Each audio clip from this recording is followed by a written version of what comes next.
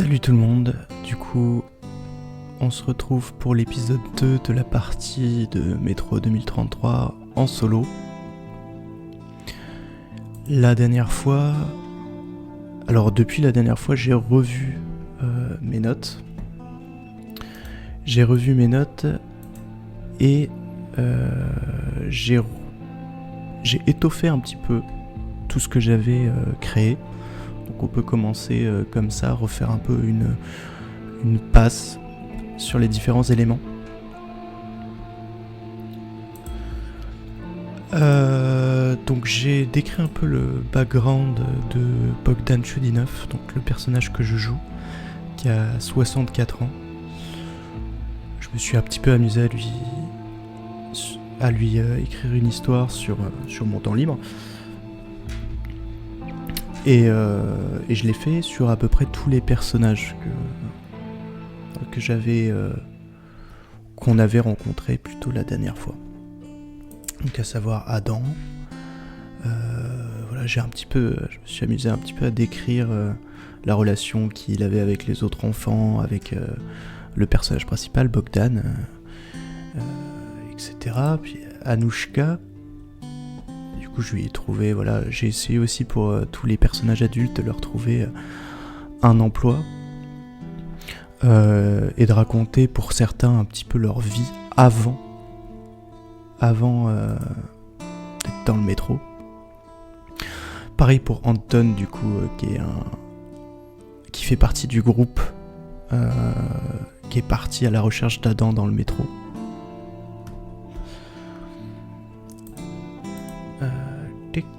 Igor. Alors Igor, c'est un personnage que j'ai inventé quand j'ai commencé à décrire la Tcherkizovskaya. En fait, j'ai pas vraiment étoffé cette partie-là parce que je suis parti dans l'écriture du background de tous les PNJ, mais voilà, Igor c'est le chef de la station, ou plutôt c'est le fils de l'ancien chef de la station. Et quand quand son père est décédé, personne n'a vu d'inconvénient à ce qu'il reprenne son poste, parce que de toute façon la station est dans un état assez pitoyable. J'ai prévu aussi, alors peut-être que ça n'arrivera pas, peut-être que j'utiliserai pas cette carte, mais Igor a un secret. Alors je vais carrément lire le background, ce sera peut-être plus simple. Donc Igor est le chef de la station, ou plutôt il est le fils de l'ancien chef de la station. À la mort de ce dernier, lorsqu'il a proposé de prendre sa place, personne n'a contesté. Qui avait-il encore à superviser ? Les rats n'écoutent pas les ordres et les habitants ne sont pas très portés sur l'urbanisme et la remise en état des peintures et colonnes. Cependant, tout le monde le respecte car il est volontaire et tente du mieux qu'il peut de garantir la sécurité et le confort de la population de Tcherkizovskaya. Mais Igor a un secret, une chose qu'il ne peut pas accepter. Je me suis chié sur une chose qu'il ne peut pas accepter qu'elle soit découverte ou révélée. Il le sait, il y a peu de chances que quelqu'un découvre un jour ce qui s'est passé dans la station Ulitsa Podbelskogo au nord. Il sait que ce n'est pas un incendie qui a tout ravagé. Il était au poste ce soir, il a entendu l'appel à l'aide et les soldats apeurés implorant de l'aide. Sa seule décision fut de causer un effondrement du tunnel, condamnant ainsi l'accès définitivement. Du moins, c'est sur ce dernier point qu'il a quelques doutes, surtout depuis la disparition du petit Adam Nikitovitch. Donc ouais, j'utiliserai peut-être pas cette carte, mais au nord, il peut se passer des choses bizarres. En parlant du nord,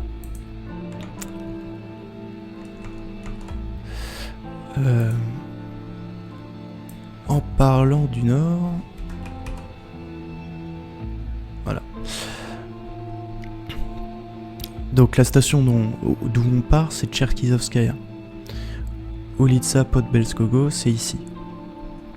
Donc ce que j'avais dit dans le premier épisode, c'est que c'était que pour des raisons scénaristiques, je n'allais pas utiliser cette station.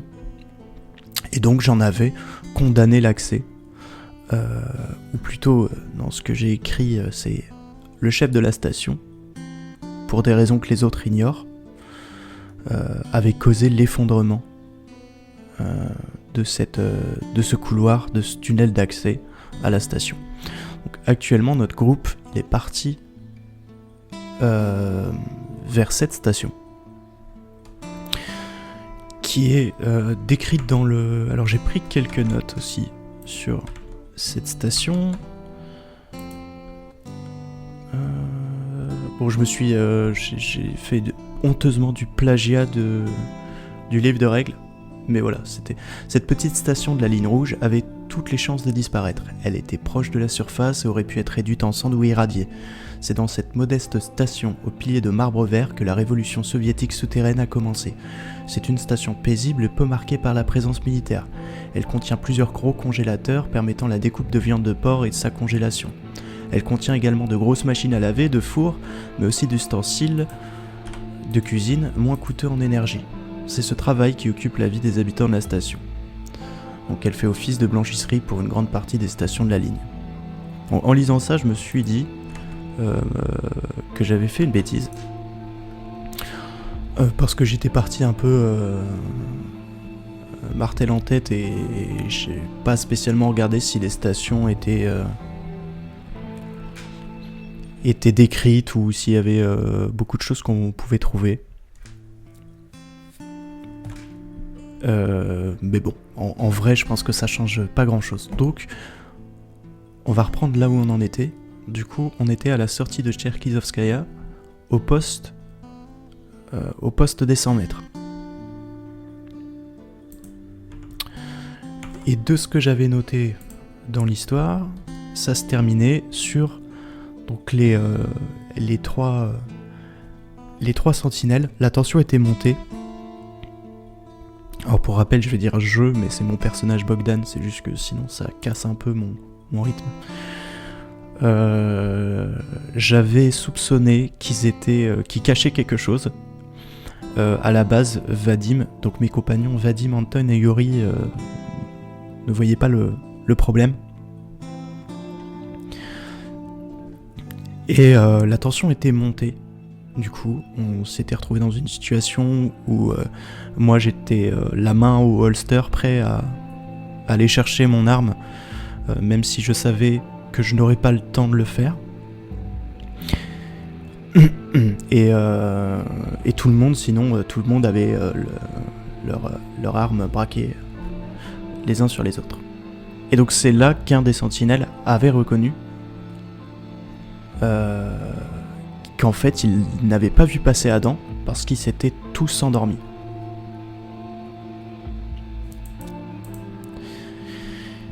Et donc, je vais créer une nouvelle note. Alors, je l'ai mis en commentaire du premier épisode, mais j'ai retrouvé le système de notes que je cherchais pendant le premier épisode, et c'était l'unlog.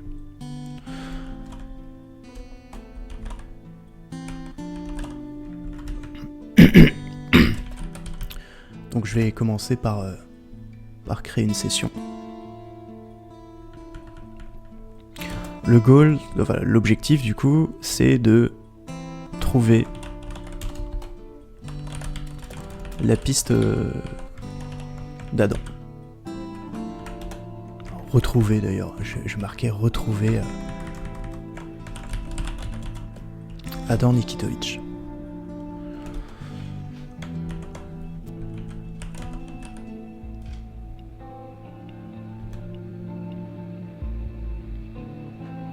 Et donc là, on est au poste des 100 mètres.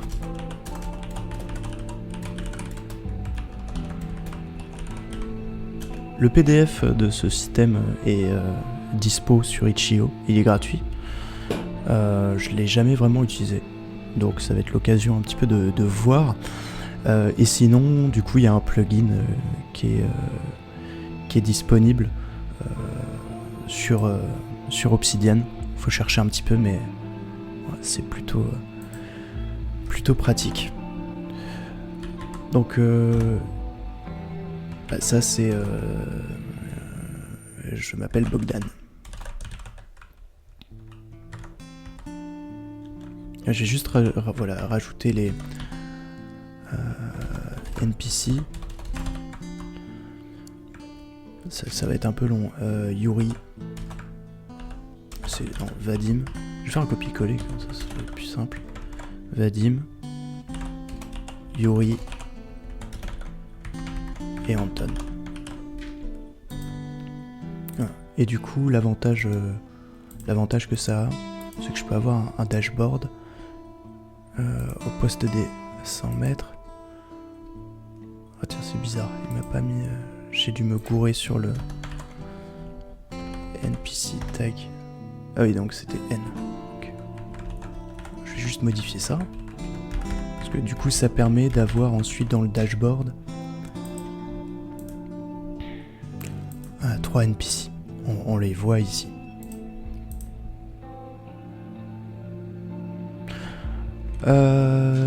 Très bien.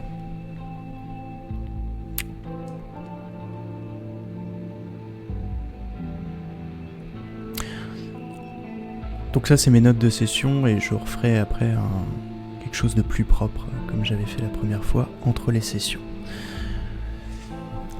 Donc le gars reconnaît qu'ils se sont endormis. Qu'est-ce qui va se passer ?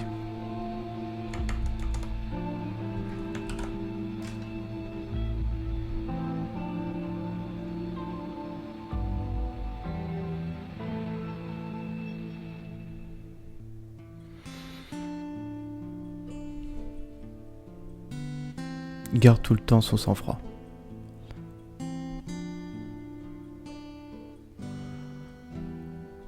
C'est ce que je vois en premier.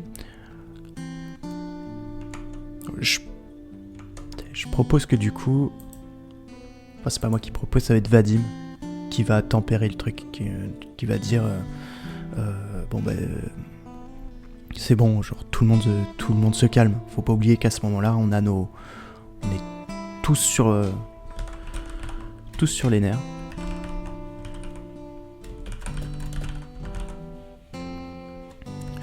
Donc il demande à tout le monde de ranger ses armes. Je vois les sentinelles qui rangent leur Kalachnikov. Moi j'ai ma main qui se dessert du holster, enfin, qui quitte mon holster. Je me mets en position cow-boy parce que je sais pas quoi faire de mes mains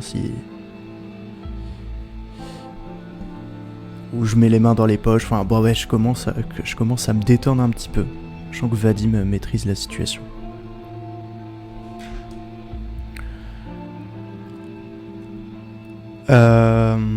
Je pense qu'il fait un récap. Donc moi je vais peut-être faire le tour un petit peu de leur poste, du poste des 100 mètres. Je vais marcher tout autour et j'entends évidemment Vadim qui leur réexplique la situation. D'ailleurs, Vadim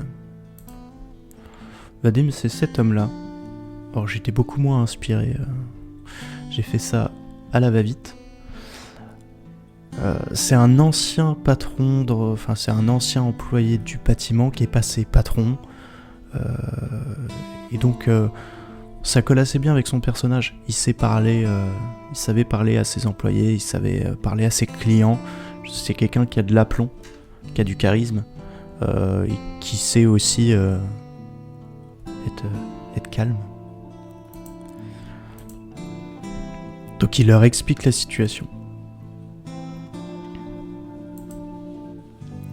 Et voilà, je sens que ça s'échange, ça se calme, ça s'échange des banalités à la fin, et donc on se remet quand même rapidement en marche.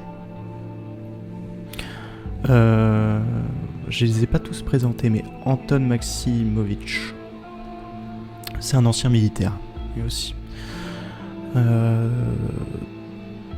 Il connaît pas trop les mecs des 100 mètres parce que lui il est plus aux 300 ou poste des 500 mètres.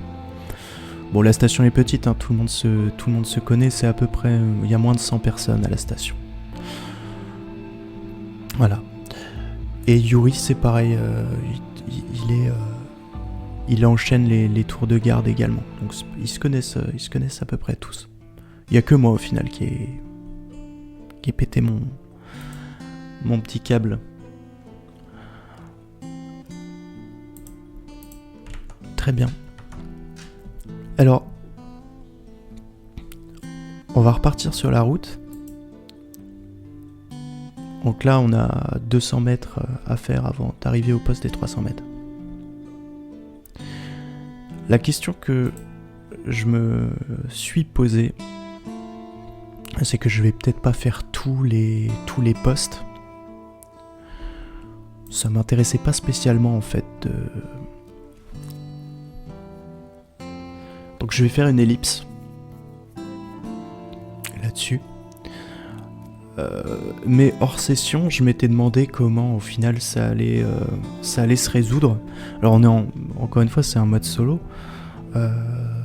donc faut se faire plaisir. Je cherche pas forcément que tout soit cohérent. Je veux pas jouer toutes les scènes, mais je veux quand même, voilà, si je remarque, il faut que ça aille vers une certaine direction. Et donc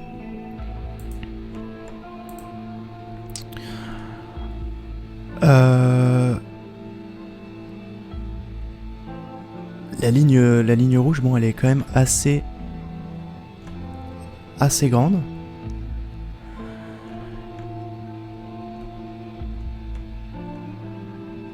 Et j'avais pas spécialement non plus envie de faire chaque station et de me balader. Donc en fait, j'avais davantage pensé que l'aventure se déroulerait dans le tunnel de la Cherkiznovskaya vers Preobrajenskaya. Donc vraiment dans ce tunnel.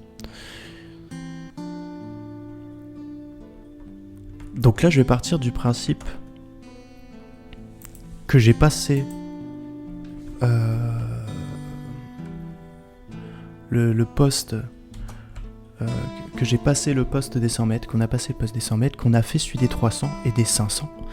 Et pour ajouter un peu de suspense, on a découvert que cette nuit-là, tous les mecs qui étaient censés faire leur ronde et rester éveillés pour monter la garde, se sont tout bonnement endormis. Ils ont tous ce truc-là en commun.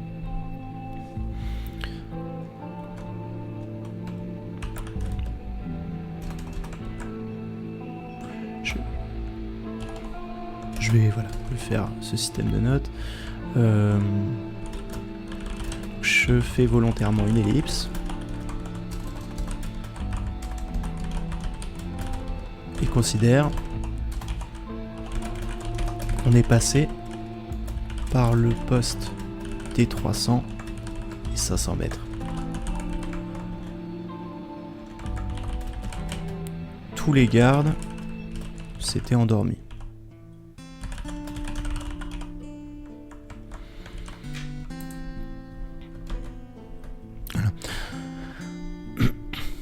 Donc l'objectif, même si ça c'est pas en vidéo, en fait, c'est... je suis pas obligé, quand je fais du solo, en tout cas c'est ma façon de jouer, de tout décrire. Ce que je trouve sympa, c'est d'ensuite de venir remplir les vides. C'est-à-dire que quand je vais prendre quand je vais essayer d'écrire un petit peu plus... Alors c'est pas un générateur d'histoire, hein, je suis pas un écrivain, je suis pas... Mais j'aime l'exercice d'écriture, et du coup, toute cette partie-là, il va peut-être se passer des choses, je vais peut-être faire des ambiances, mais voilà, ce sera pas dans cette vidéo. Ce sera plutôt a posteriori quand je voudrais écrire. Donc là, je vais insérer une nouvelle scène.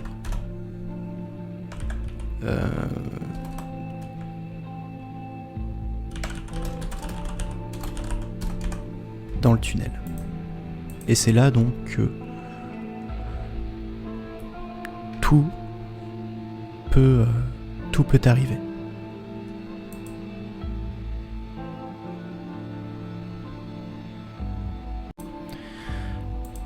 Donc, on arrive dans le tunnel. Maintenant, comment on sent dans le tunnel ?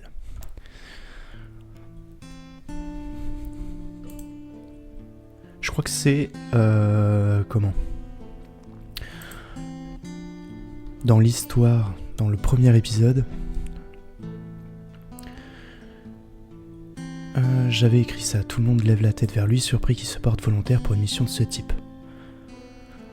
Il me semble même avoir dit que voilà, les tunnels étaient assez dangereux, mais bon, ça tout le monde le sait, c'est l'univers. C'est dans cet univers, les métros, de métro, les tunnels sont dangereux, surtout pour les gens qui s'y aventurent seuls. Là, actuellement, on est plutôt en confiance quand même parce qu'on est 4. C'est peut-être même d'ailleurs un trajet qu'on a déjà fait par le passé. Il y a au moins quelques années, et je dirais avant, on va décrire ça narrativement. Un trajet qu'on a déjà fait.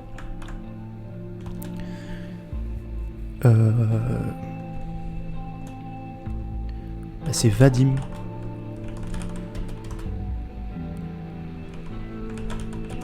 qui lance les gars, ça fait combien de temps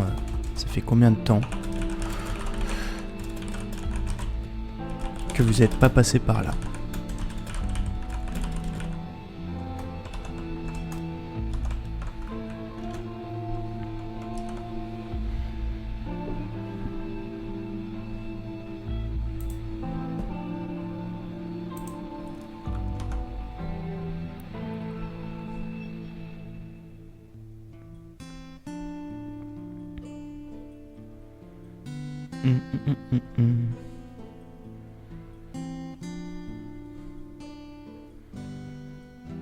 Ok, j'utiliserai ça pour juste après ce dialogue. Il y a Yuri, il a quel âge? Il a 32 ans. Il est arrivé dans le métro. Il avait une quinzaine d'années. Ses parents avaient perdu sa garde, il avait fugué de son foyer lorsqu'il avait emprunté les couloirs. Oui, c'est ça. J'avais écrit qu'en gros, le jour où les métros avaient été condamnés, la fin du monde, quoi. Ce jour-là, il venait de fuguer de son foyer, où il avait été placé il y a quelques années. Et donc il s'était précipité dans le métro seul.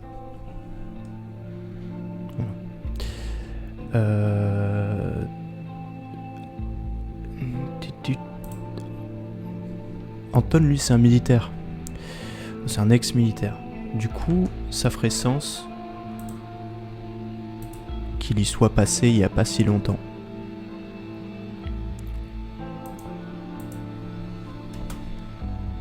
Donc il va se tourner vers Anton et puis il va dire: Anton, la question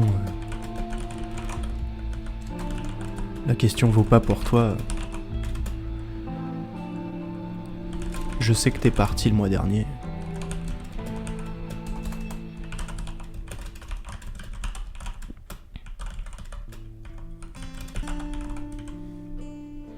Avec un détachement.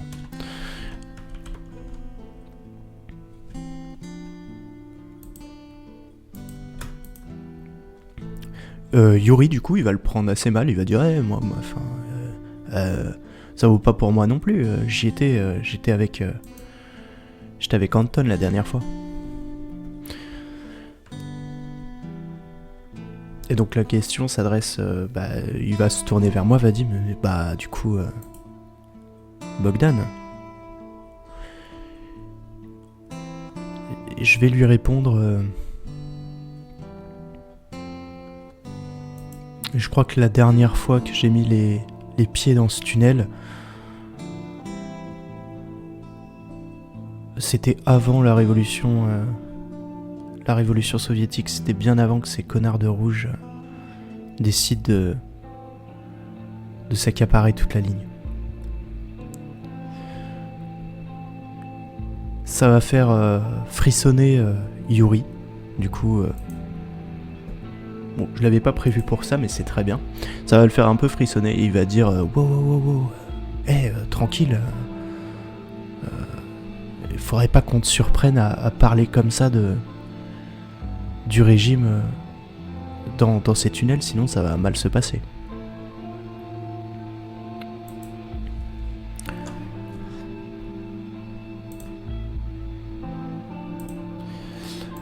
Donc, je vais prendre les notes de ça. Donc Yuri le prend mal.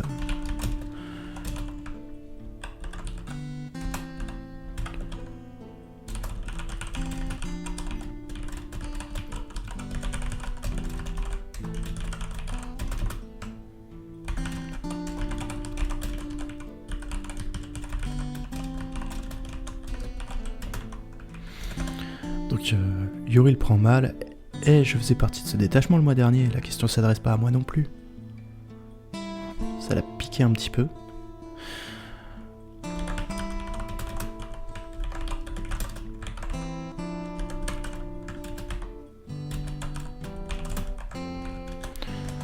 Donc Vadim se tourne vers moi, me dit du coup Bogdan et toi ?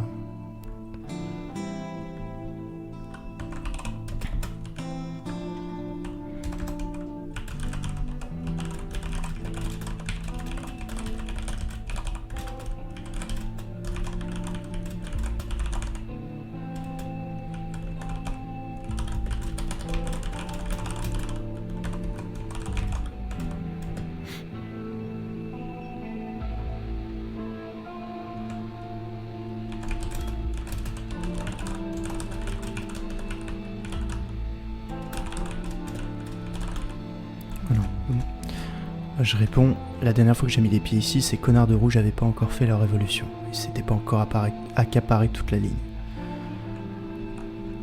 Et c'est Yuri.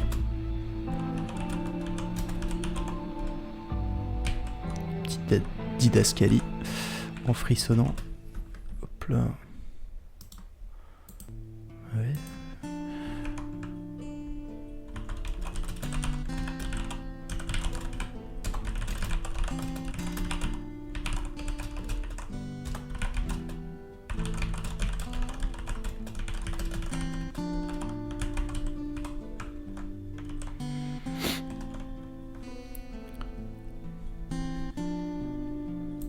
Je pense que cette fois-ci, c'est moi qui hausse les épaules. Et je grogne un petit truc. Je dis, si tu savais ce que je m'en cogne.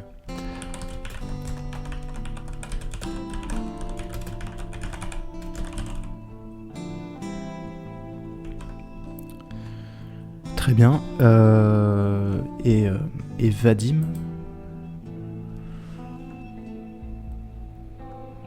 Bon, on va faire intervenir un petit peu Anton. Je trouve que ça sera peut-être mieux.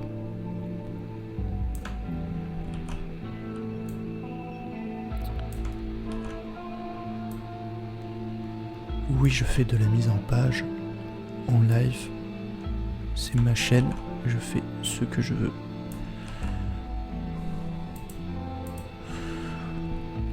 Donc c'est Anton.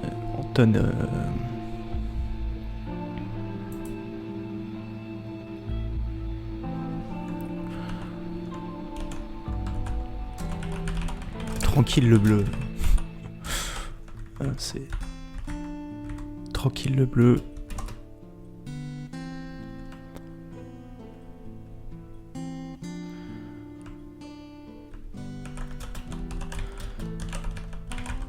Je sais pas, peut-être un truc du style, en règle générale, il n'y a personne déjà qui vient dans notre station. Donc il y a peu de chances qu'on croise quelqu'un aujourd'hui. Personne n'emprunte ce tunnel.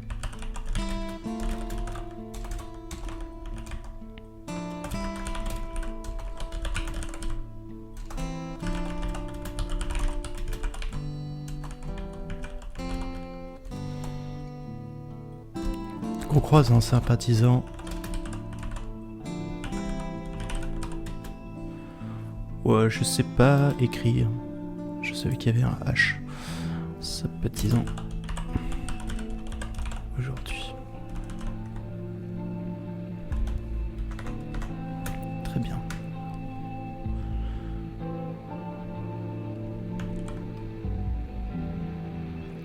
Donc on a cette petite discussion et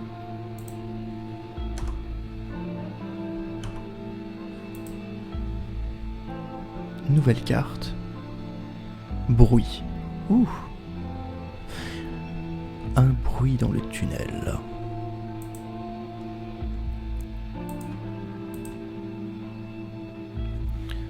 Vadim.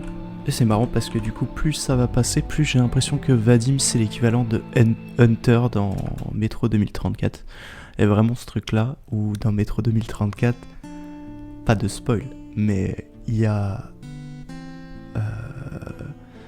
Homer, Ahmed et Hunter qui sont dans les tunnels et il y a une petite vibe de ça. Surtout que Homer il est pas tout jeune, il est un peu comme Bogdan. Et Hunter, le brigadier qui est quand même plutôt charismatique, plutôt mystérieux et tout. Bon. Comme quoi. Mais je vais essayer de pas plagier honteusement le travail de l'auteur. Donc Vadim se stoppe net. Il a pris la tête d'ailleurs entre temps. Je crois qu'au début j'étais le premier dans le premier épisode. Au début, avant les 100 mètres, j'étais passé devant, lampe torche à la main, etc. Mais là c'est Vadim. Ça me va très bien moi. Ça me va très bien. Courage fuyant. Ce stop net, suivi par nous tous.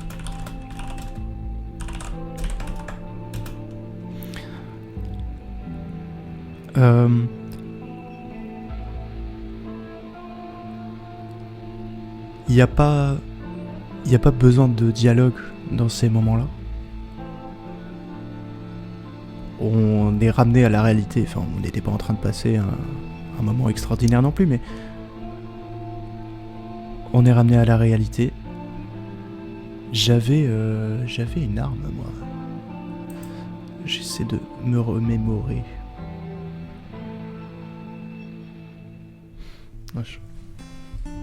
C'est pas arrivé depuis ces 30 dernières minutes, mais je vais sortir mon livret de personnages.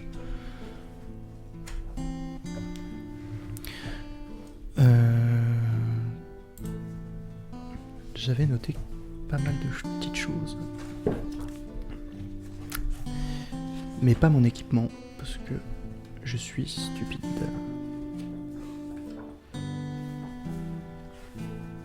Voilà, très bien. Boîte à outils, ouais c'est ça, non, donc je pensais avoir une arme un petit peu plus lourde, mais non, j'ai juste mon pistolet dans son holster. Donc, cette fois-ci, je sors mon arme.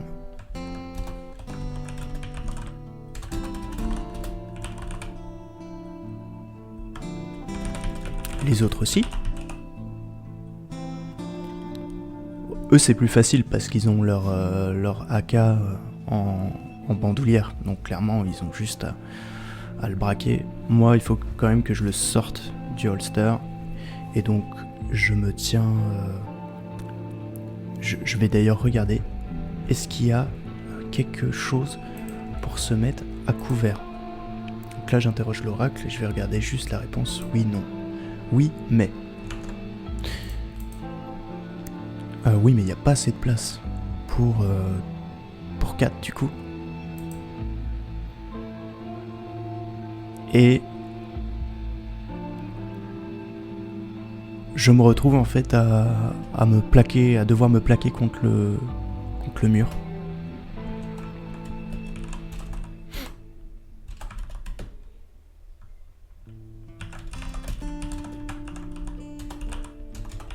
Anton et Yuri se cachent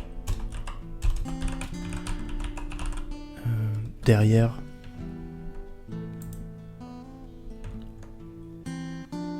qu'est-ce qu'il peut y avoir?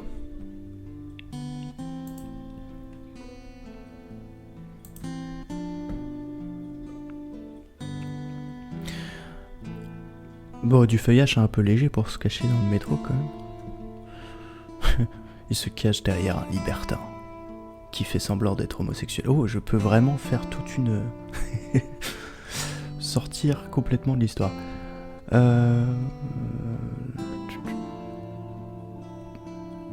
Bon, ok, il y a un renfoncement dans le mur. Donc il se cache dans un renfoncement.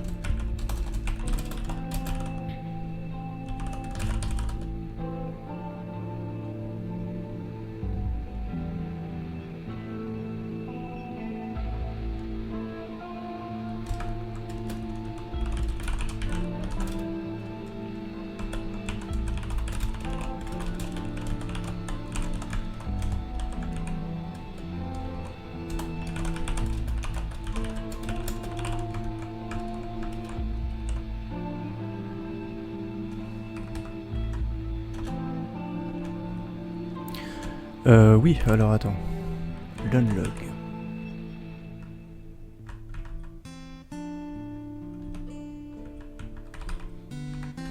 Il conseille dans le PDF de le mettre sous forme d'extrait de code au final.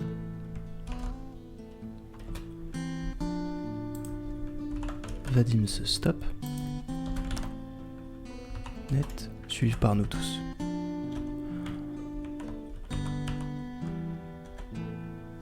Question. Est-ce qu'on peut se cacher? Oui, mais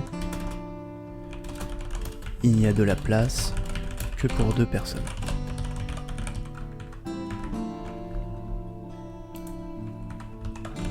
Et la conséquence de ça,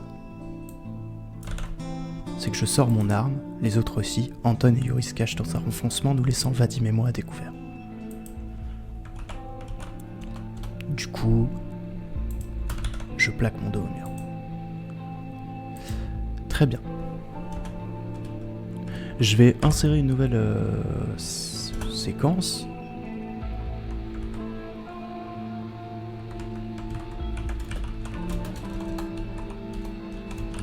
À quoi ressemblait le bruit? Au final, c'est... J'ai dit que je faisais comme ça. À quoi ressemblait le bruit?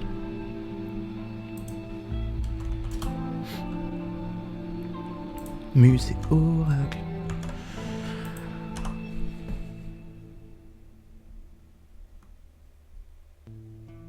Mobile.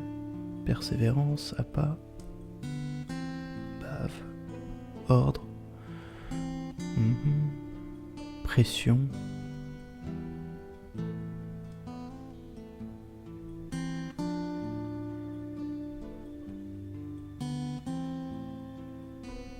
Bourrasque.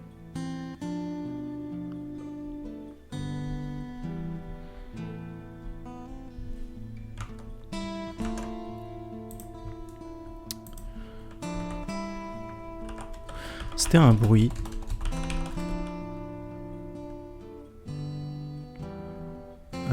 qui nous a glacé le sang.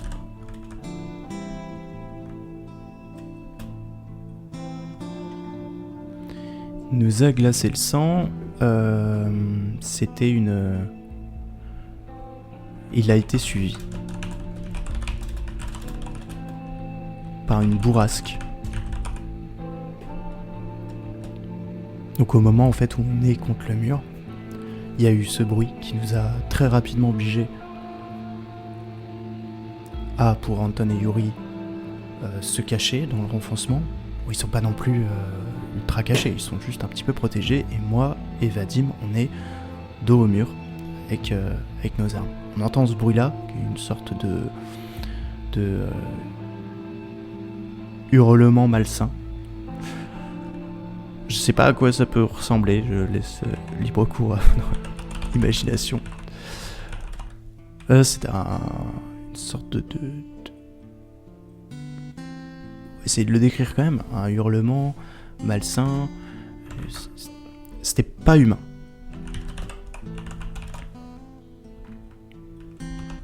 D'ailleurs, je vais mettre cri plutôt que hurlement. C'était un cri pas humain. Qui a été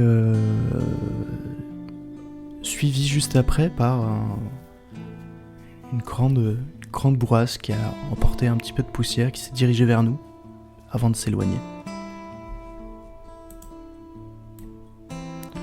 Conséquences, il n'y a pas de conséquences, enfin au final, ça vient juste enrichir un peu ce qui s'est dit juste au-dessus.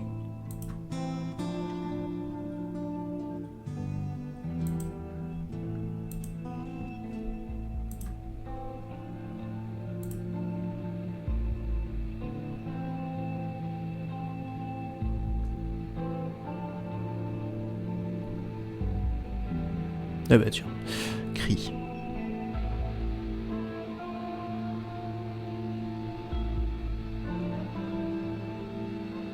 C'est suivi, donc il y a un tout petit temps de latence. On va se regarder.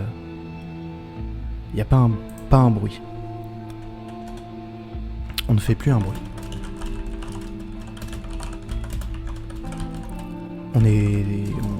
On est conscient que ça n'augure rien de bon.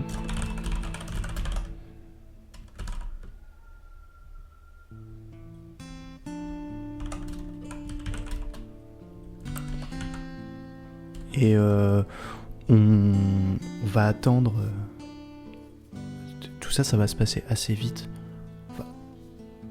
On va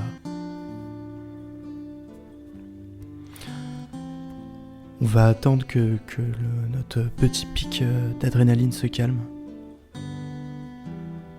pour essayer de discerner et savoir si on peut repartir.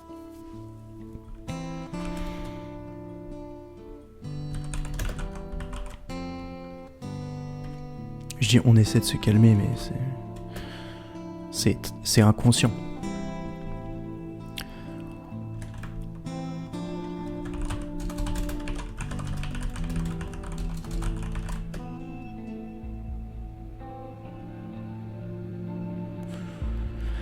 Nous n'avons pas le temps de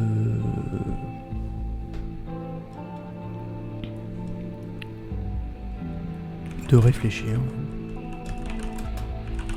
Lorsqu'un cri se fait entendre. Un nouveau cri. Lorsqu'un nouveau cri se fait entendre. Pareil, petite question à l'oracle. Mais cette fois-ci, est-ce que c'est un cri humain ?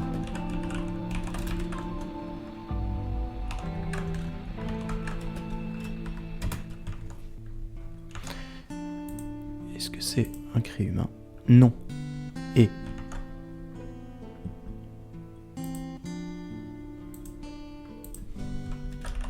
non et il semble se diriger vers vous.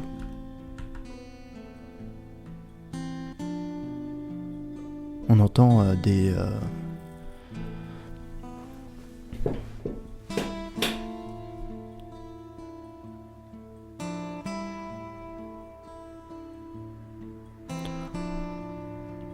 on entend clairement des bruits de pas.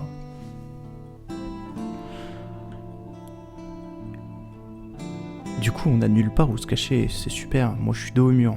Ça va se terminer très très rapidement, cette histoire. Il semble se diriger. Waouh!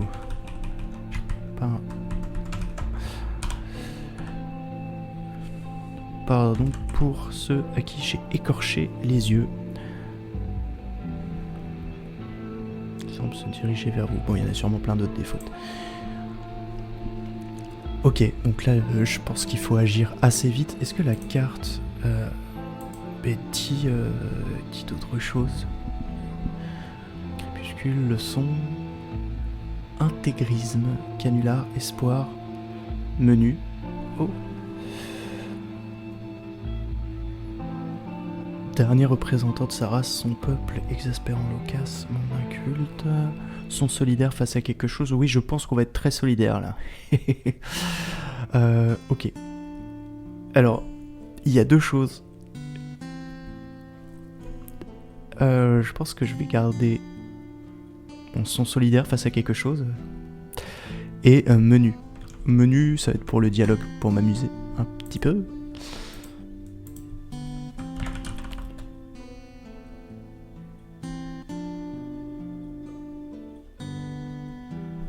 Alors c'est plus de la narration. La conséquence, je vais la décrire après, s'il y en a une.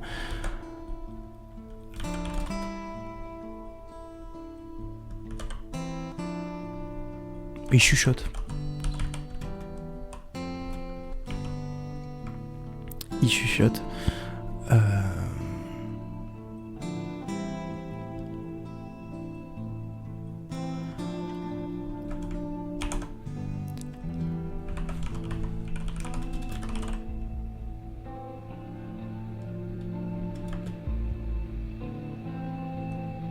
En gros, j'aimerais bien que ce soit un truc du style...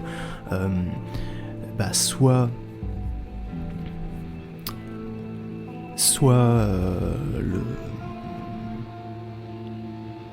c'est notre menu qui arrive, soit c'est nous le menu, quoi.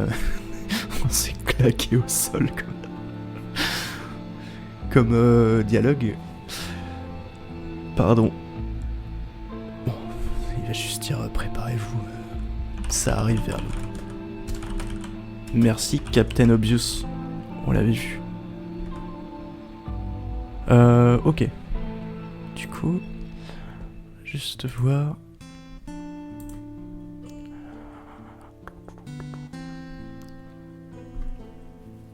Alors, on va faire un gros zoom sur ces compétences. Corps à corps, manipulation, soin, empathie, compréhension. En fait, c'est juste que je cherche quelque chose à faire. Parce que je la regarde plus pour avoir une idée de l'ensemble des compétences que je pourrais mettre en œuvre. Sachant que je vais pas trop baser sur l'agilité, hein, clairement. Mais là, je suis un petit peu dos au mur. Ah, je vais observer. Je vais observer. Je vais essayer de voir si... si je... Bah, justement, oui, est-ce que... Est-ce que...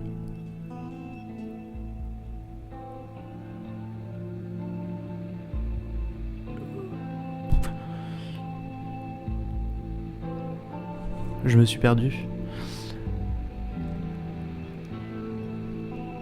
Est-ce que je vois quelque chose qui pourrait nous aider, ou moi en tout cas je pourrais me cacher.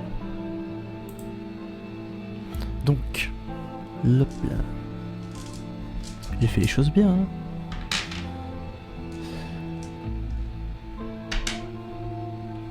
Hop là. C'est pas évident, je vois rien de ce que je fais.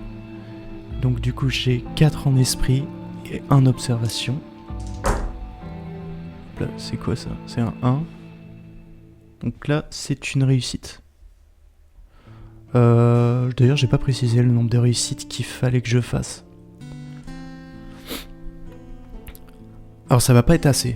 Parce que là, il y a un truc qui se dirige vers nous. Je pense que je suis déjà pas très préparé à ça. Il aurait peut-être fallu 2 ou 3 réussites. En tout cas, une, c'est pas suffisant. Donc je vais laisser parler mon... Je vais essayer de forcer le G. Puis comme ça, en plus, on verra un petit peu les mécanismes de métro. Donc forcer le G. En fait, je relance tous ceux qui n'ont pas fait des 6.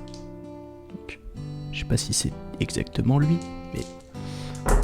Hop là. Wow, 2 réussites. Bon, je vais quand même me la... J'ai pas fait de 1. Non, c'est bon. Très bien.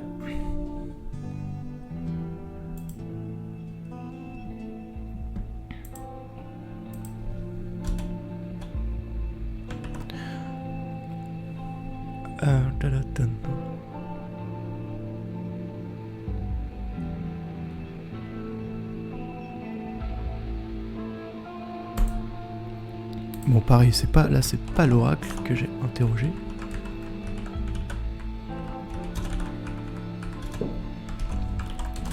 Donc l'action, c'est je cherche un endroit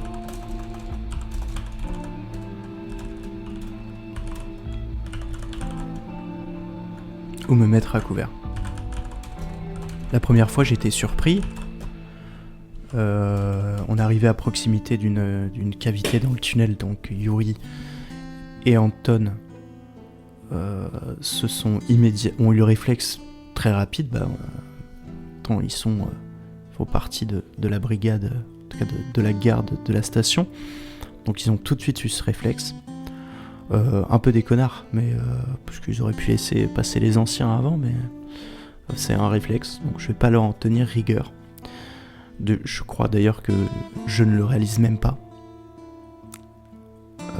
Je me suis mis...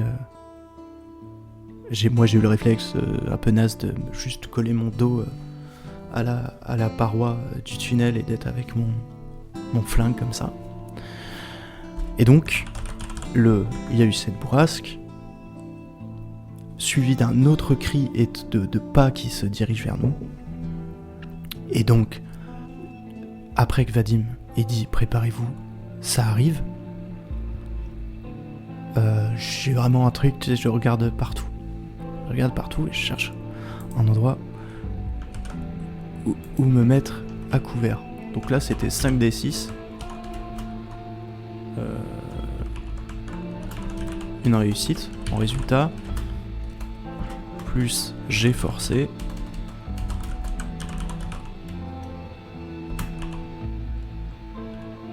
« 4d6. Une réussite. Donc ça fait 2 réussites. Je vais quand même accorder le truc. J'ai dit 2 ou 3. Ça va. Je vais peut-être pas trouver un truc extraordinaire. Mais je veux pas mourir. Pas maintenant.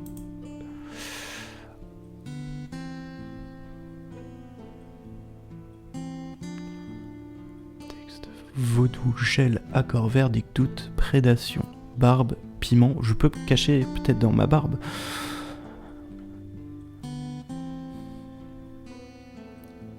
Alors je vais pas...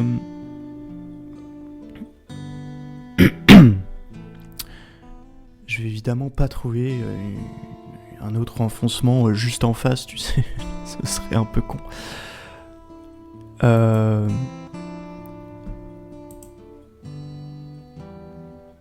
Mais...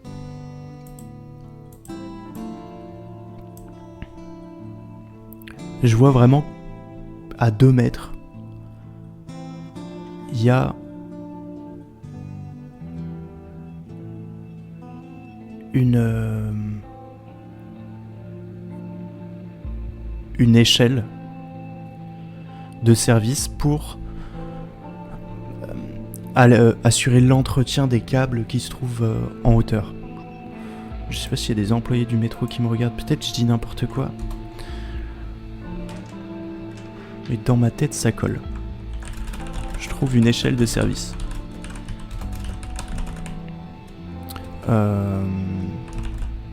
Pour assurer l'entretien.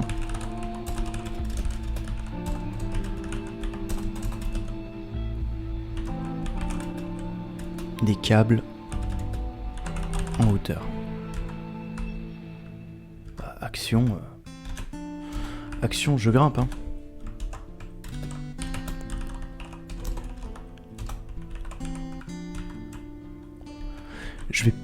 Je vais pas faire de jet d'agilité dessus.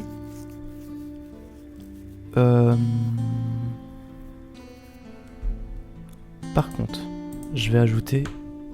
Oh. Non.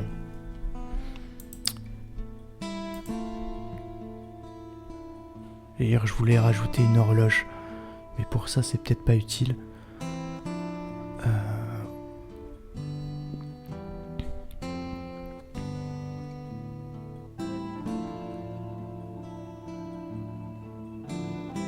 Très bien. Donc, je suis monté Je suis monté sur cette échelle. Je suis sûrement pas très haut, mais voilà, je pense que je suis un petit peu plus... En fait, j'ai l'air d'un con, en fait. Parce que ça sert à rien, je viens de réaliser. Mais bon, fuck. Je sais pas ce qui m'a pris. Sûrement un petit moment de stress où je me suis dit, ouais, peut-être qu'en haut de l'échelle, il y a des... Il y a quelque chose, je sais pas, est-ce qu'il y a quelque chose? Non. Il n'y a rien. Donc je suis sur cette échelle à attendre. Je me sens menacé, impénétrable, à l'abandon. Donc, une fois arrivé en haut, je réalise mon erreur.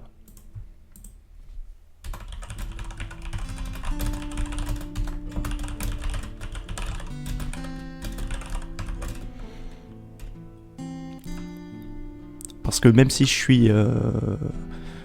Bon, il faudrait que la créature en fait ne puisse pas lever les yeux. Et là, ça aurait de l'intérêt. Donc peut-être que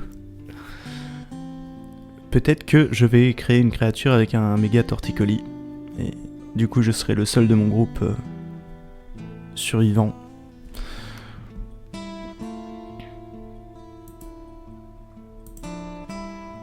Alors, il y a plusieurs moyens de régler ce genre de scène.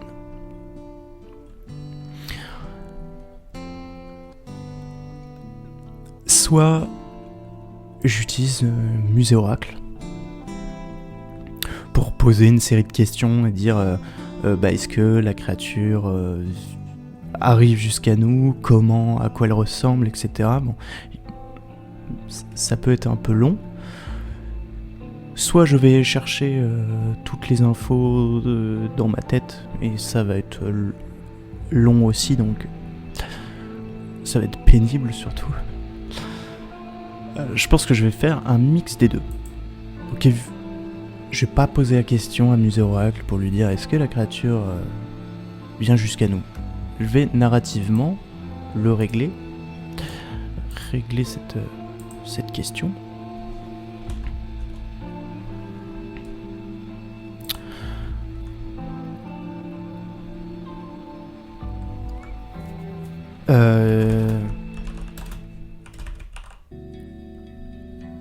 J'allais dire il n'y a plus de bruit, mais il va quand même falloir qu'il en ait. En tout cas, je sens les battements de mon propre cœur. Ouh. Je suis Shakespeare. Je sens les battements de mon propre cœur. Je le sens dans mes oreilles. Voilà, ça...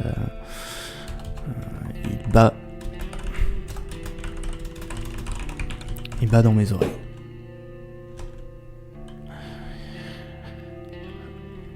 À ce stade, moi je fais même plus attention aux autres.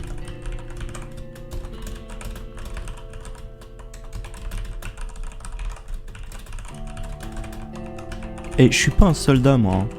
Je suis un mécano. On peut imaginer quand même que je sois sous pression. Ça fait longtemps que je suis pas passé dans le tunnel, je vous vois me juger. Oh là là, il fait même pas attention à ses potes. Bah non.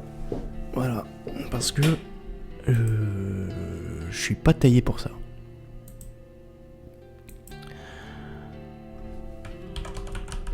J'attends juste et je me concentre. Je me concentre.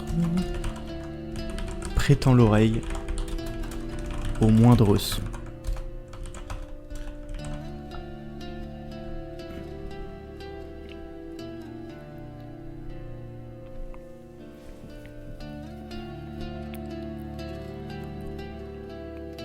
Du coup,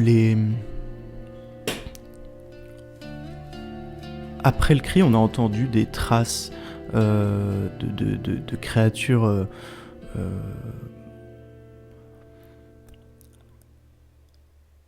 Bogdan ne le sait pas parce qu'il n'a pas suffisamment d'expérience dans les tunnels et clairement il n'a pas eu le temps d'analyser tout ça. Mais ce qui se passe derrière, c'est que c'est une créature à quatre pattes. Peut-être d'ailleurs que Vadim, Anton et Yuri, qui ont plus l'habitude, eux le savent. Bogdan, lui, en tout cas, il se pose même pas la question. Mais c'est une créature à quatre pattes, on entend comme des traces de galop, quelque chose qui se dirige vers nous en courant.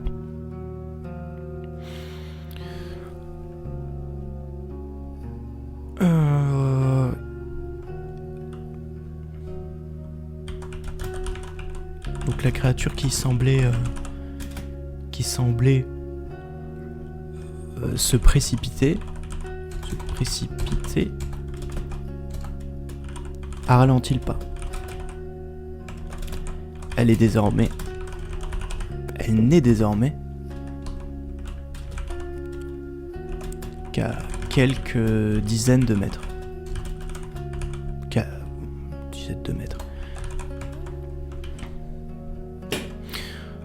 De mètres pluriel. Bon, donc du coup, petite question, musée oracle. Donc elle va arriver. À quoi ressemble cette créature ?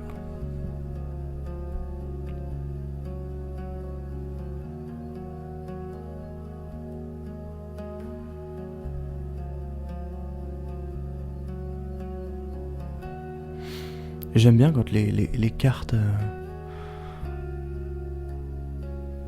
apportent plein d'informations qui peuvent marcher.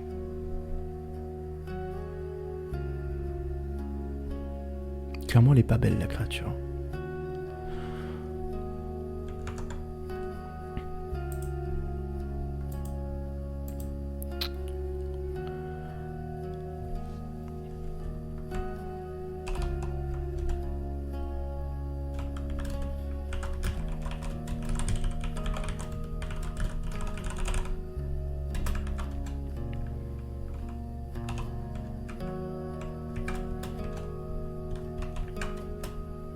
Je vais pas mettre de conséquences, ça sert à rien. Enfin, les conséquences, de toute façon, c'est que je me fais pipi dessus. Ou pas d'ailleurs, on peut se surprendre dans l'adversité. Ok, ça n'a pas marché. Wow, bah fait chier. Tant pis. À quoi ressemble la créature ? Je reprends musée oracle. La créature, elle ressemble à quoi ? C'est une créature à quatre pattes.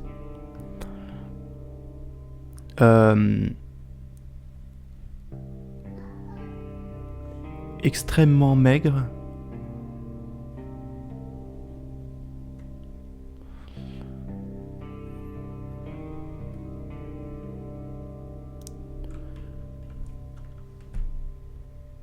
Extrêmement maigre avec des bouts de chair qui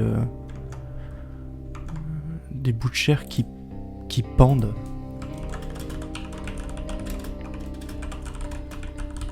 Des lambeaux de chair.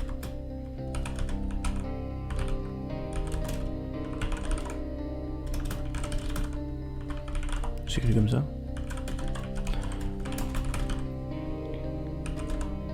Comme si elle avait été rongée.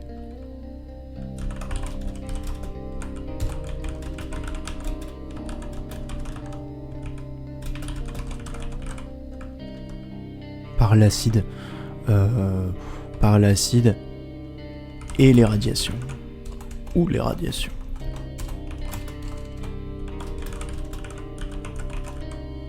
Très bien.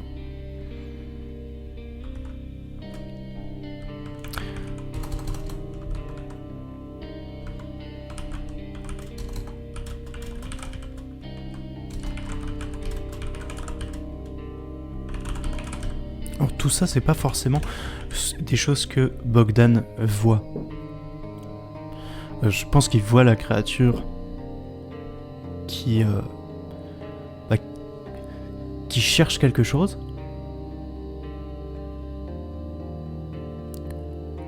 Mais voilà, les grosses dents pourries, les grandes dents pourries.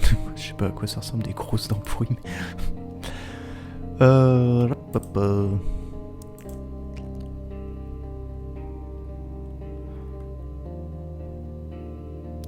Je la vois bien. Bon là c'est c'est peut-être pas utile de le noter, mais ouais, une façon très bizarre de se mouvoir, vraiment.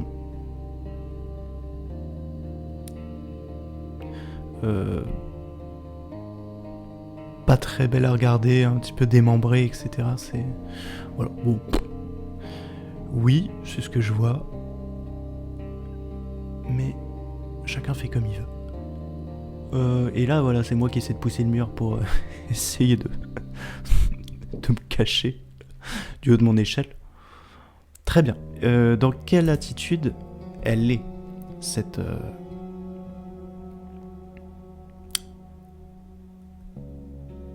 créature?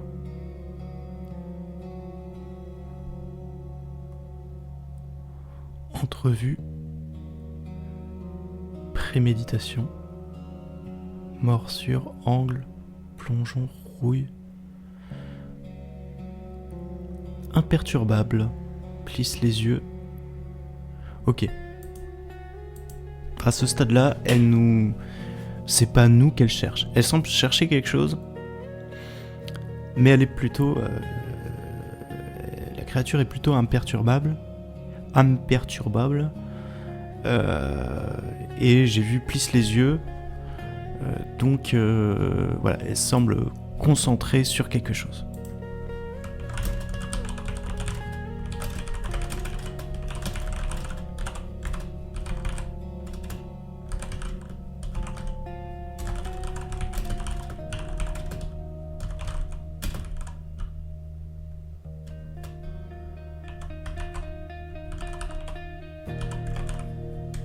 Imperturbable.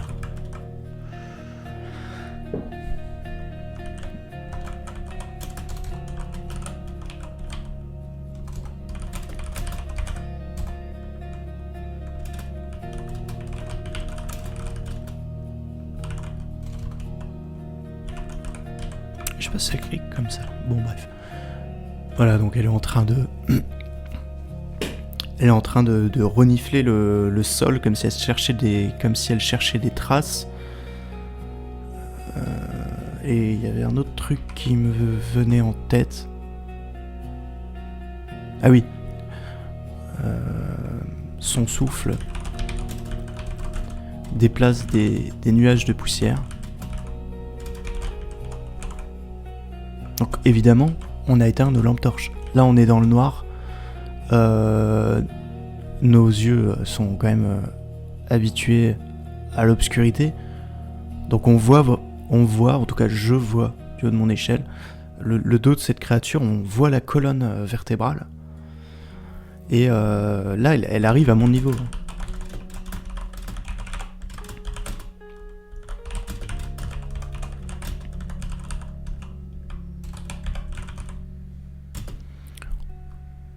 Voilà, et c'est pour ça qu'on n'apprend plus rien, parce que je laisse faire le correcteur automatique. Où est le monde? Je vois sa colonne vertébrale. Ok.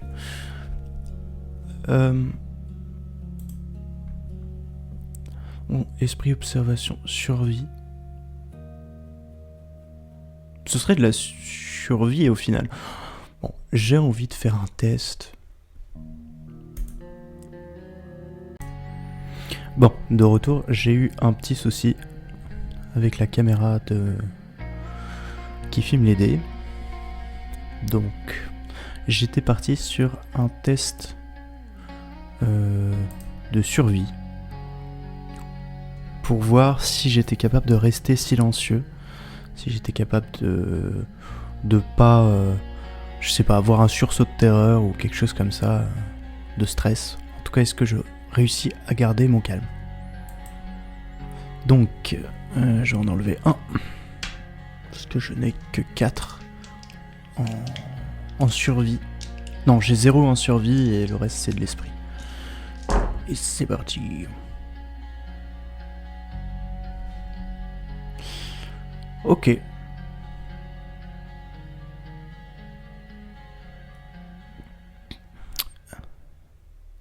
Je vais perdre un peu mon calme.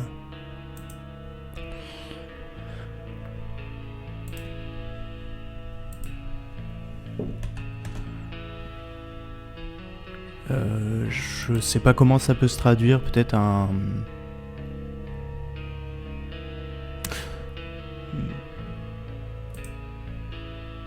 Peut-être que je vais avoir un tic nerveux. Tiens, c'est pas mal ça.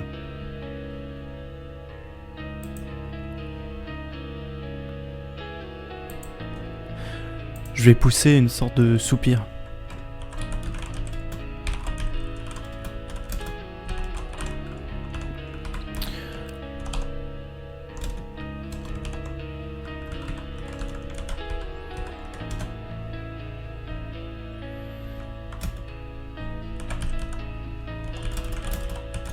Donc la question c'est, est-ce que je réussis à garder mon calme ?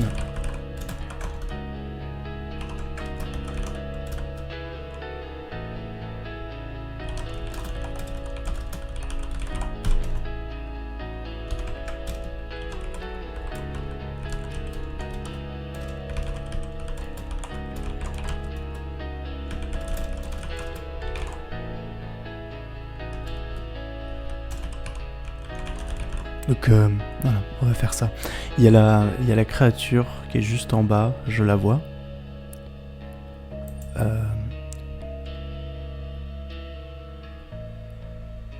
Et elle va s'éloigner de quelques mètres, passer, s'éloigner.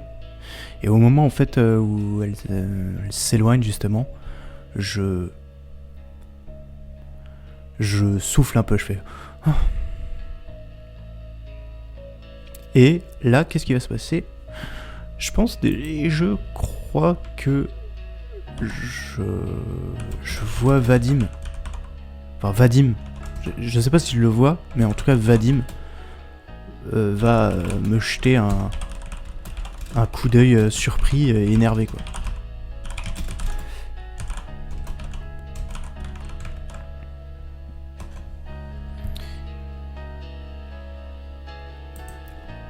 Est-ce que je le vois ? Non. Et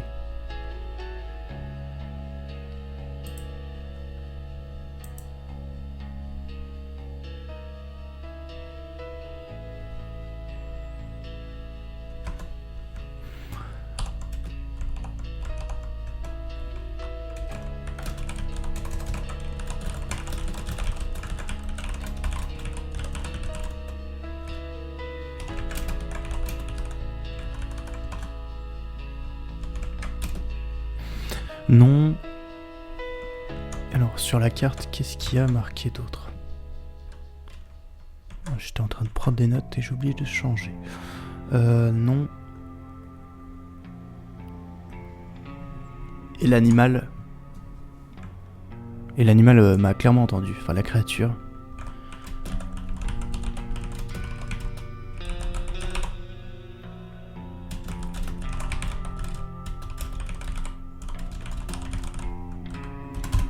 Très bien.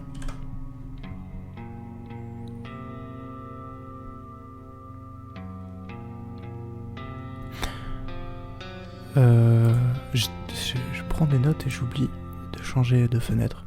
Voilà, donc j'ai écrit, est-ce que je vois Vadim me regarder ? Non. Et la créature m'a entendu et commence à lever la tête. Elle se retourne. Et elle pousse un grognement en me regardant. Je vois c'est une créature qui a aucun poil, elle est lisse. Et comme je l'ai dit tout à l'heure, il y a des lambeaux de chair qui se détachent. Et je la vois avec des petits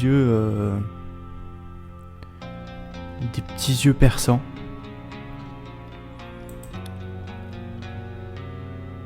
Là, j'hésite pas et je tire.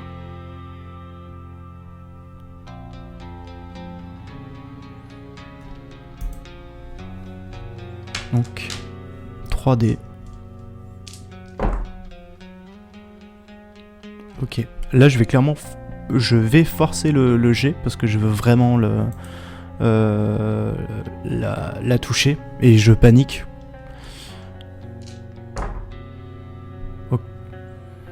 Donc le 1, ça va me faire une affliction par rapport au scénario.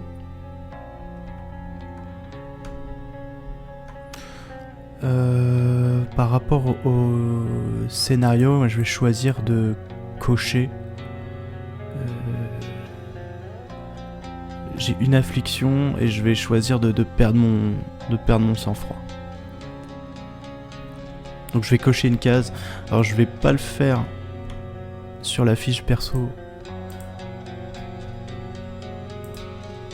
Par contre je vais ajouter une jauge.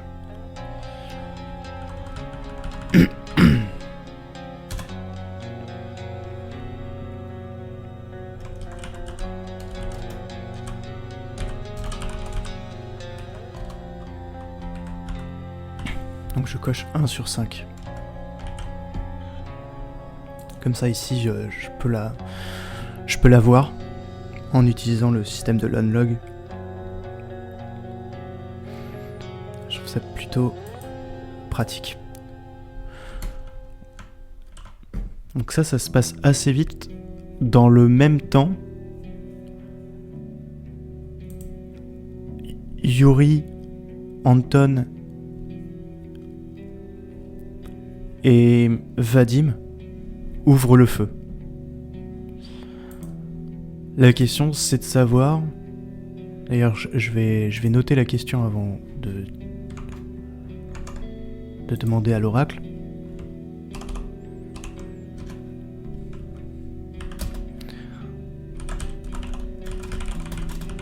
Est-ce que j'aimerais savoir, de façon assez logique, il y a peu de chances qu'ils atteignent pas la créature.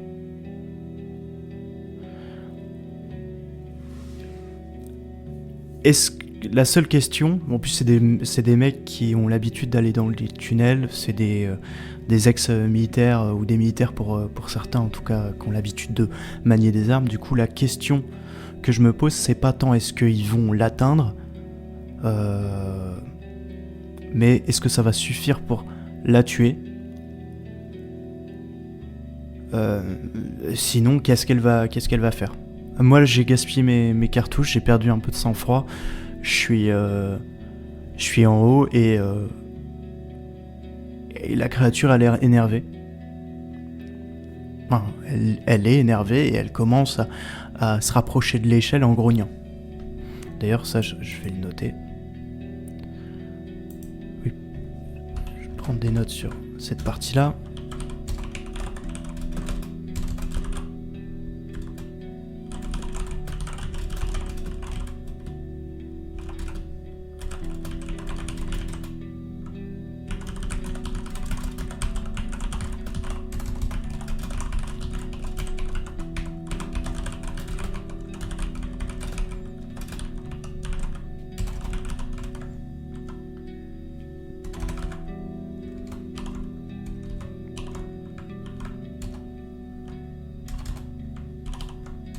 Voilà, bon. Donc, Vadim, Anton,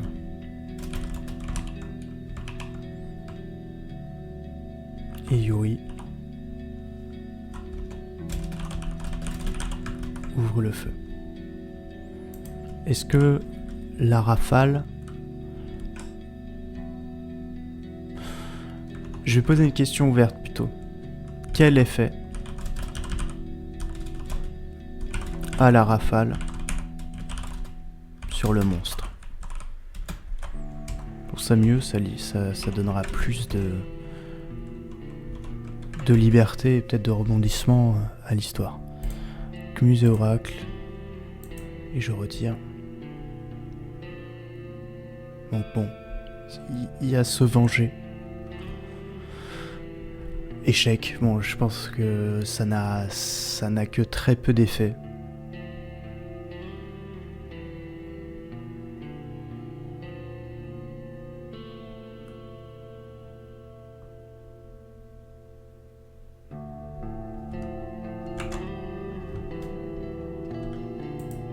Je l'ai dit, hein, on va mourir. On va peut-être mourir ici.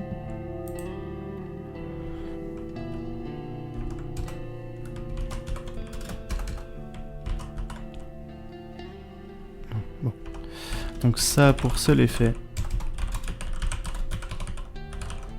d'énerver le monstre.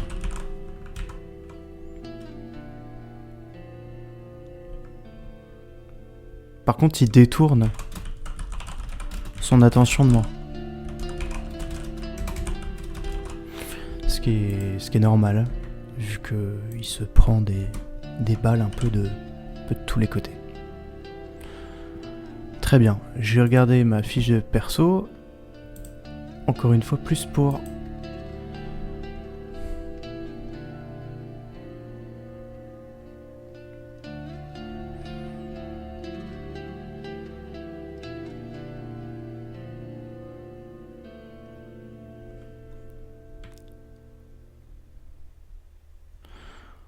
Je vais profiter d'être en hauteur.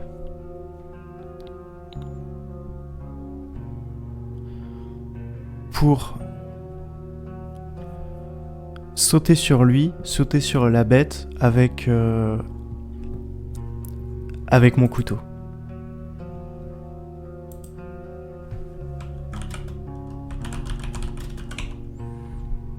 Pardon, hop là, je profite d'être en hauteur pour sauter de tout mon poids sur la bête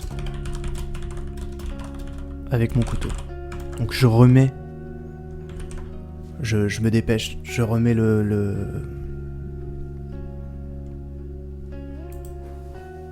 je vais y arriver. Mon pistolet dans son holster. Et je saute sur la bête avec mon couteau. Je jette juste un coup d'œil au niveau des armes qu'il y a dans le livre. Comme la dernière fois, j'ai pas tout préparé. Je pensais que ça allait être tranquille. Je pensais pas avoir besoin d'un couteau.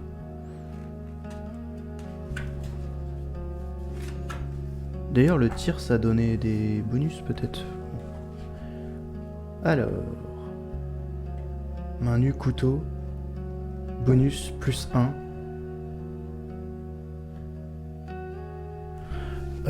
Très bien. Donc, ça veut dire... que je vais lancer... 5 dés.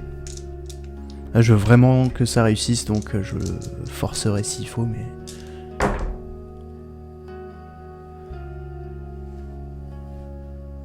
Une réussite. Très bien.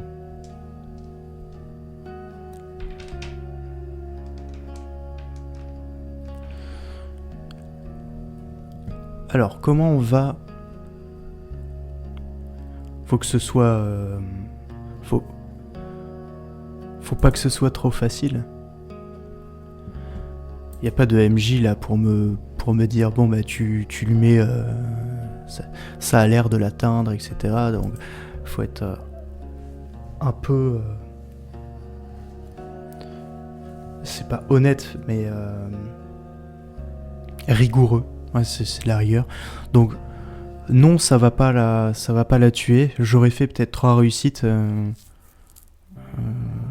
Bah, c'est quoi, je vais forcer le dé. Je considère que là, avec une réussite, je réussis correctement à tomber sur elle, à la blesser, peut-être à détourner son attention de mes camarades, mais je ne la tue pas. Pour la tuer, je vais considérer qu'il me faut 3 réussites. Donc j'avais 5 dés à lancer, je vais en lancer 4 de nouveau. Et bon, bah, là, j'ai pas d'affliction, mais c'est pas non plus une grande réussite. Très bien.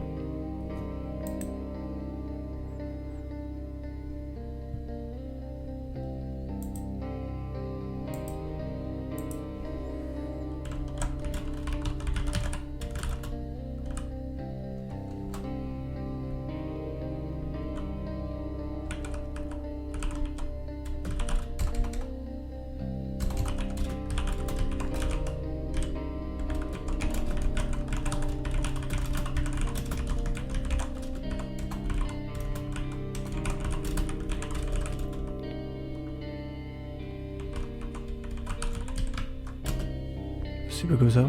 Il n'y a pas de H. C'est drôle.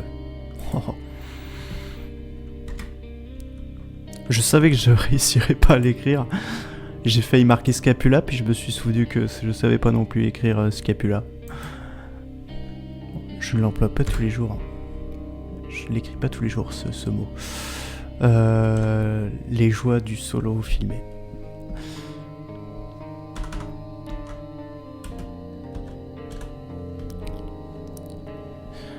Alors, là, comment je vois la résolution de cette scène, et peut-être qu'on s'arrêtera là-dessus pour aujourd'hui. La bête, là, donc elle est blessée, elle a un couteau entre les omoplates, elle a quand même pris quelques balles, donc il y a deux solutions. Soit elle meurt,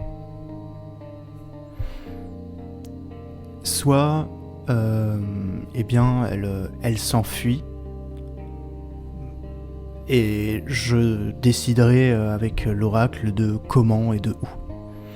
Voilà. Donc je vais utiliser juste un dé, un oracle à l'ancienne. Sur pair, elle meurt, sur impair, elle s'enfuit. Donc elle s'enfuit.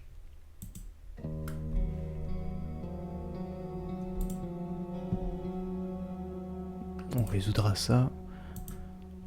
Enfin, j'écrirai ça juste après. Donc là, je cherche plutôt une façon de s'enfuir où est-ce qu'elle va s'en aller. Est-ce que nous, on va le savoir? Donc, ostracisme, revanche, hystérie, fusion, maelstrom, vapeur, pointe, esprit, collision, performance, s'évader. Encore une fois, c'est cool quand les cartes me donnent raison.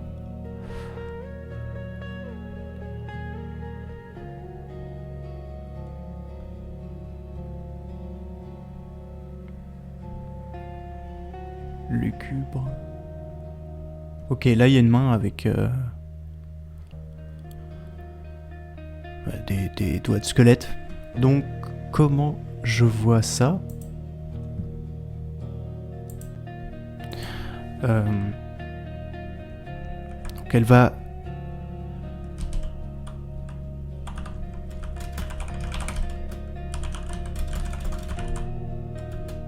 quelques tirs supplémentaires, hein.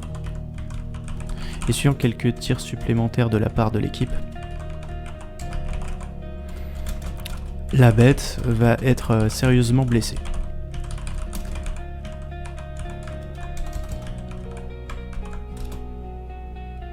Il y avait, je crois, il me semble, pleurnichard. Dans les traits, il y avait hystérie, collision, et donc cette main de squelette qui me plaisait bien. Donc d'abord, elle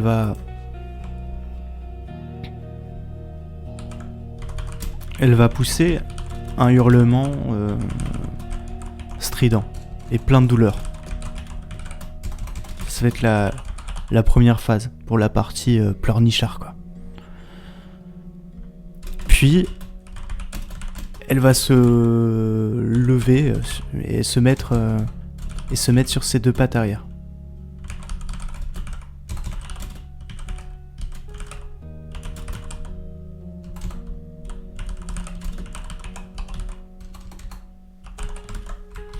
Tiens, d'ailleurs, pour étoffer un petit peu, donc moi je vais planter la lame, j'ai sauté sur son dos, j'ai planté la lame entre ses omoplates.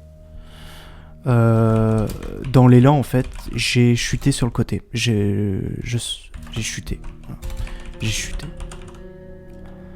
Et je suis sur le dos, au pied de la bête, au pied du monstre.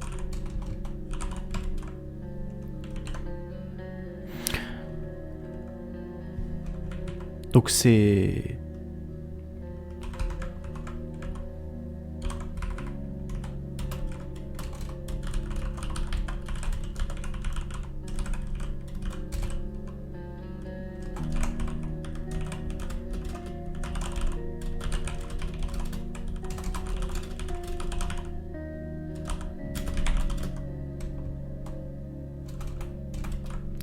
Donc ouais, eux ils avaient quelques mètres à faire, ils se précipitent et ils continuent de tirer. Là la bête, c'est à ce moment-là qu'elle va être sérieusement blessée. Je suis par terre, elle est devant moi, elle va pousser un hurlement.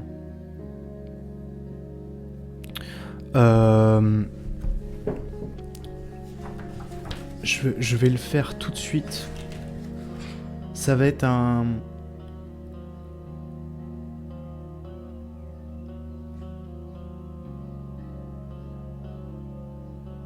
Non, bon, je vais pas...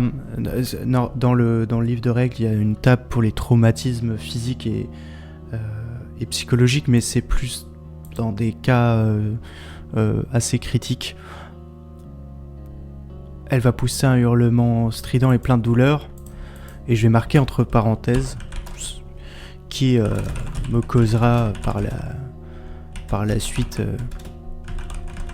quelques acouphènes. Je me risque à écrire un mot. Voilà, allez. Merci de me rappeler. Oh, franchement, j'étais pas loin en plus. Qui me causera par la suite quelques acouphènes. Donc, c'est narratif, ça va pas me pénaliser, mais j'aime bien l'idée que ça me laisse une petite trace. Donc, elle va se lever sur ses pattes arrière vraiment pour bomber le torse. Et se mettre en position d'intimidation.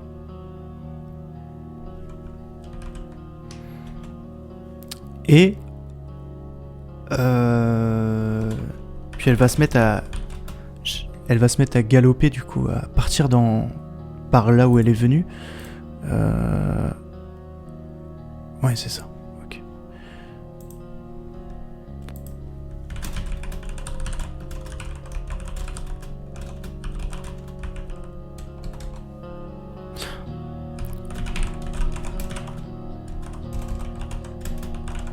Donc, que je dise pas de bêtises, là par rapport à la carte, elle emprunte la direction sud-ouest.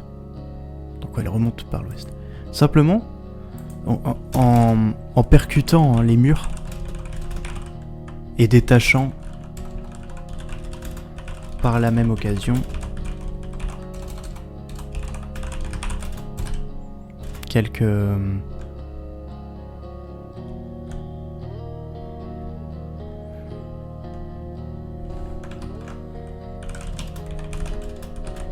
des blocs de béton. Percutant lourdement d'ailleurs, je vais mettre. C'est une créature vraiment blessée. Et donc elle va se mettre à percuter et à arracher des morceaux du tunnel. Voilà. Et par rapport à la main de squelette, ce que j'avais imaginé, c'est que du coup nous,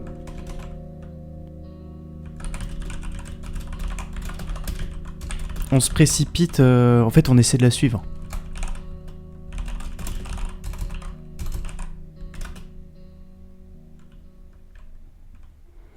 Donc elle va plus vite que nous, on sait qu'on la rattrapera pas, mais on veut voir où elle va en fait. Par instinct.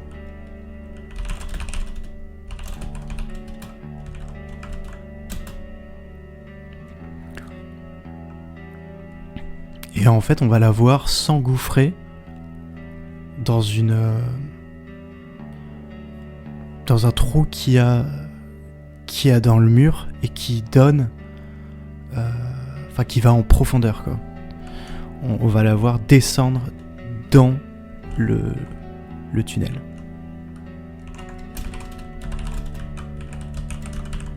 S'engouffrer.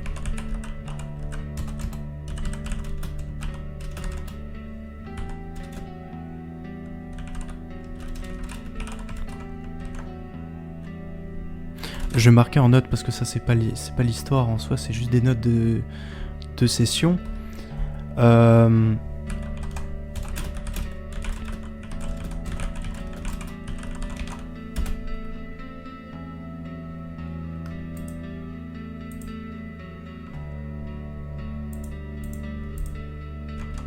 une bêtise. Elle ne va pas vers la station Preobrajenskaya. C'est important de le préciser parce que je peux oublier. Elle ne vient... En fait, là, c'est à ce moment précis qu'on comprend qu'elle ne vient pas de là.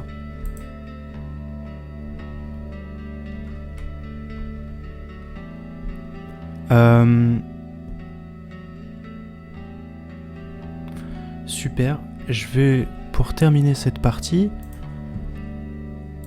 J'adore Musée Oracle. En fait, je voudrais savoir comment je me sens.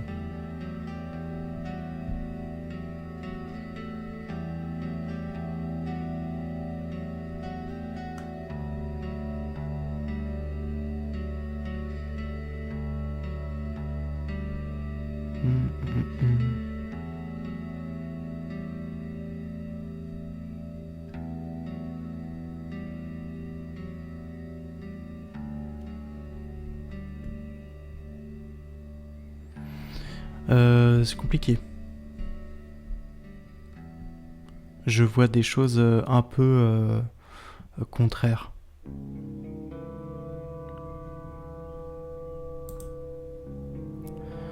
Très bien. Je vais... Donc non, j'ai couru avec les gars, donc je suis plus par terre.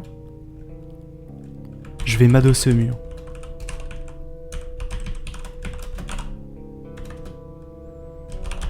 Souffler.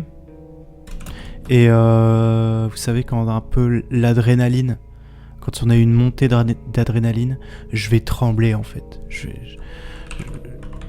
vais trembler. Alors, je suis pas en train de perdre le contrôle, c'est vraiment mon corps qui fait descendre l'adrénaline. On va y arriver. Je vais m'adosser au mur, souffler et trembler.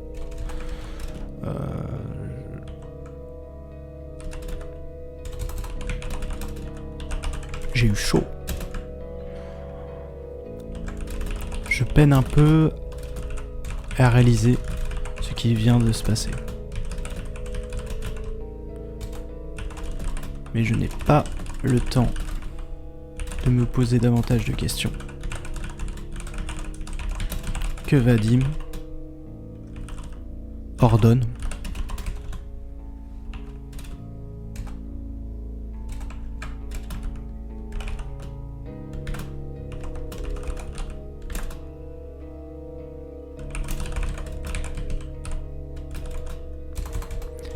Voilà. Vadim il va dire bon, on continue, le temps presse. Espérons juste qu'Adam n'a pas croisé la route de cette monstruosité. Et c'est la fin du coup de cette deuxième session avec 2 scènes.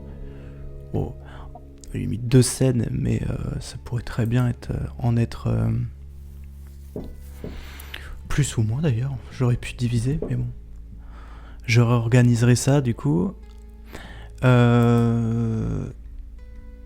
Et oui, alors tout à l'heure j'ai précisé quand je suis passé, on est passé aux 100 mètres. Et j'ai marqué ça, je fais volontairement une ellipse et considère qu'on est passé par le poste des 300 et 500 mètres. Tous les gardes s'étaient endormis. Je vais peut-être passer un petit peu rapidement sur cette partie, tout simplement parce que, en fait, vu que c'était dans ma tête, j'ai pas pensé à j'ai pas jugé utile de le dire. Surtout, j'y ai pas pensé. Mais c'est pas normal et on en est tous conscients et on trouve tous ça bizarre. Il n'y a pas de oh là là, bon ok, vas-y, ils sont endormis. Non, c'est sur les 300, on a fait l'arrêt aux 100 mètres. Ça nous a déjà paru bizarre que les mecs se sont endormis, ils ont pourtant l'habitude. À l'inverse, aux 300 et 500 mètres, là, clairement, c'était chelou. Et on en a sûrement discuté sur le trajet en disant, bah, ok, c'est quand même bizarre, la nuit où Adam disparaît, il y a des mecs qui ont bien l'habitude de faire leur garde, de faire leur ronde et tout, et qui s'endorment, c'est très, très chelou. Voilà. Mais on n'a pas eu le temps de creuser davantage cette question. Et peut-être qu'on trouvera ou pas une réponse.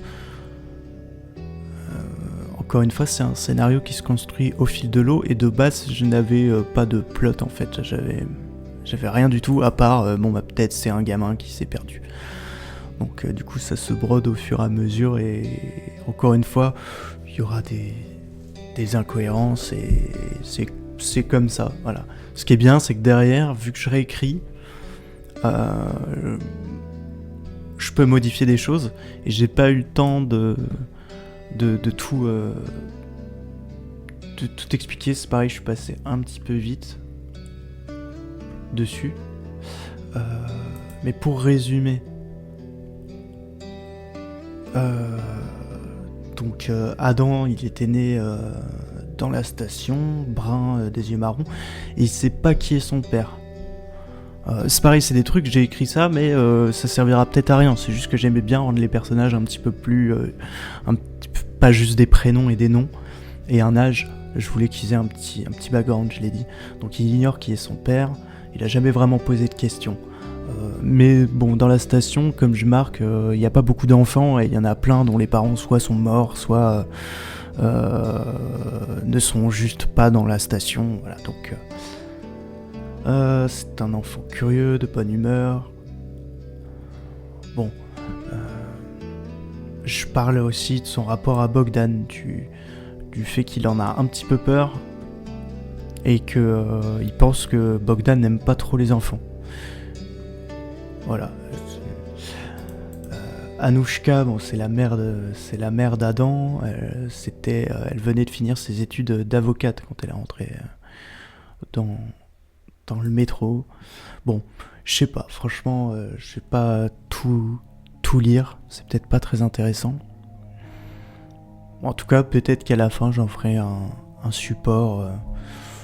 Voilà, si vous passez par là et que ça vous intéresse, n'hésitez pas à demander en commentaire. Voilà, j'espère que ça vous a plu. Si vous êtes encore là jusqu'au bout, bah bravo. Et bravo et merci. Et puis j'espère pouvoir faire un épisode 3 rapidement, parce que je suis quand même assez curieux de voir là où ça va aller. Je précise que je n'en sais foutrement rien. Voilà, bah sur ce, bonne journée, bonne soirée, ce que vous voulez, des bisous, ciao.